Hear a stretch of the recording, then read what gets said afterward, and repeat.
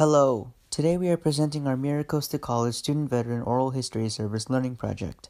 For this project, we interviewed student veteran Joshua Ice, who was born in Texas but was raised in Arizona.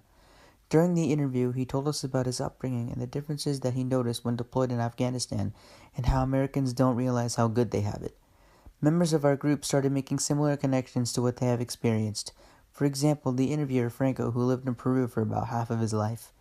Overall, we are going to be comparing Peru and Afghanistan to the USA.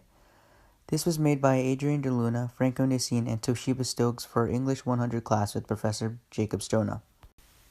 In America, hard work is considered a must in order to become successful in life.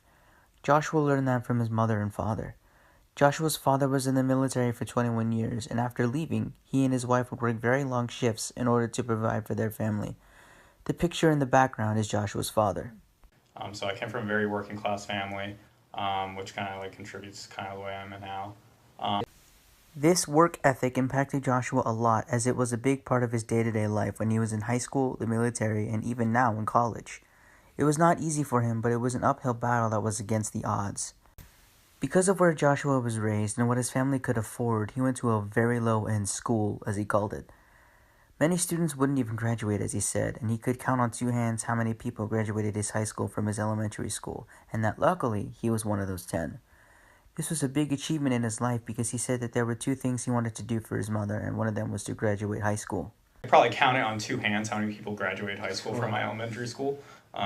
So luckily I'm one of those 10.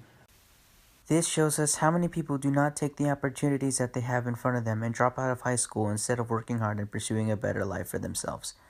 A study done by the Phoenix Business Journal in 2013, just 2 years after Joshua graduated high school, demonstrates that many classmates were dropouts, as Arizona had the highest high school dropout percentage in the U.S. at 7.8%. Joshua was one of the few in his high school who graduated. Although he did want to go to college, he lacked the financial resources to pay for his tuition, so one of the reasons he chose to join the Marine Corps was to pay for his school. School was meant for me. Not that the military wasn't, but school was just a smarter thing. When Joshua was deployed in Afghanistan, a big part of his job was to interact with the locals to find out information. This was his favorite part because he loved the locals' attitudes, because no matter how little they had, they were still happy. I like the locals of Afghanistan because they're a very prideful people despite their situation. It really gives you insight into how much we suck here in America a lot of times, because those people have nothing at all. They live in mud huts, and yet they're so happy still at times. And then, we have all this stuff here in the US and we aren't happy. And so that's why I love deployment, because my favorite was interacting with the locals, because I got to learn, even though we didn't speak the same language, just seeing how they were and when they were happy and things like that made you see a different side of the world.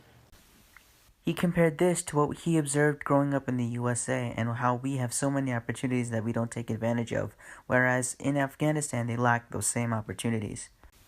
Now Franco will tell us about his experiences in Peru and how they relate to what we have spoken about in regards to Afghanistan. I can see the relation in what Josh was saying about Afghanistan with my home country, Peru, where many people work very hard, but they lack the opportunities to reward those long hours of work. Many people in Peru did not get paid for their extra hours, and in some extreme cases there is forced labor or children working. News of this is as relevant as June 2017, where a factory burned down, killing 4. 2 were locked inside a container where they had to work for just around $6 a day. According to the International Work Association, almost 21 million people are still victims of forced labor all around the world. Out of these, 11.4 are women and girls, and 9.5 are men and boys. Problems like this occur because a large percentage of Peruvians are not well educated. According to the Peruvian Ministry of Education, only 3 out of 10 Peruvians get into secondary school, which is basically a high school. This goes hand in hand with what is happening in Afghanistan, where there are many cases of children doing forced labor that leaves serious damages on their mental and physical health.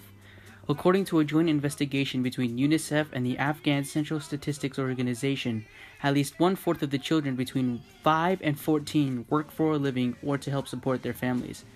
Evidence of this can be seen in the following video. لما سجلسا سيزا سلاسا ورقمي خو زيو فوين ميبرا خيا دفع فوين بري ورش دم زيو وجه تو اوين دريدو كان بود اما كتير شدم وبانشد فوين ورش زيو. This forced labor in both countries in many cases is due to a lack of education and not realizing that there are better opportunities to be found, just that you have to work hard for those opportunities to open up. According to USAID in 2002, only 1 million children, mostly boys, attended school since girls were almost excluded from the educational system, and in 2001, only 1% of college-age students were enrolled in higher education. But now, due to the help of organizations such as USAID, these numbers have increased dramatically. For example, now more than 9.2 million students are enrolled in school and around 39% are girls. Although both sides have a negative aspect, where children are forced to do hard labor, like Joshua said, there is also a positive aspect where people are happy and proud of what they have. And I can say the same with Peru, where although there are many negative things, there are also positives, like how Peruvians get united so easily with something as simple as a sport. This can be proven just by reading the Peruvian national team slogan, Cuando juega Perú, jugamos todos, which means when Peru plays, we all play. This next video was taken after we scored a goal to send us to the World Cup after an absence of almost 40 years.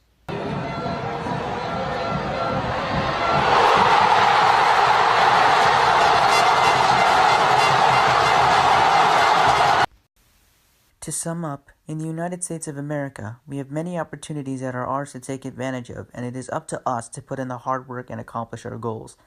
In many countries, such as Afghanistan and Peru, people lack those opportunities and have to work extra hard just to get the opportunities that U.S. citizens are born with. Joshua was one of the few people in his high school who was willing to put in that hard work, which paid off since he was in the Marine Corps and is now currently in Miracosta College, where he works at the Veteran Center and is going to transfer to Arizona State University this fall. Thank you for watching our Miracosta College Student Veteran Oral History Service Learning Project. We hope you enjoyed it.